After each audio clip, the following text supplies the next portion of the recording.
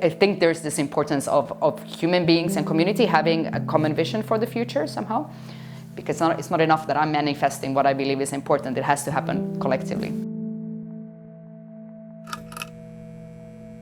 I'm Santu Boëthius, and I'm the co-founder of Impact Hub Geneva and Impact Hub Lausanne, and the strategic lead of our global program Accelerate 2030. We work with entrepreneurship and the SDGs. I want to discover how can new technologies and augmented and virtual reality, how can that be as a tool for actually connecting us with nature and feeling that we're inherently part of nature and becoming more conscious of our natural environments. One of the issues when we speak about taking action on climate change is that we feel very disempowered. It feels like it's a global problem and it's way too big, and this disconnect between me as an individual and climate change is huge.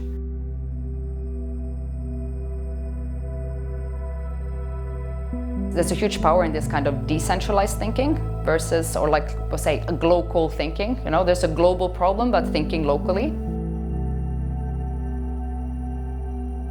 If you approach climate change from a city perspective, it becomes so much more tangible. My city, what are the climate goals for 2030 or for 2050? You know, New York, 70% of greenhouse gases are coming from buildings. You know, X% is coming from housing, from heating, from food. When you can tie to it like, hey, my business is linked to these climate goals of my city, it becomes very, very tangible.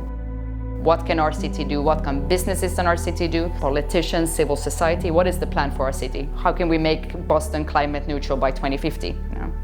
And then you bring the community together on a common goal.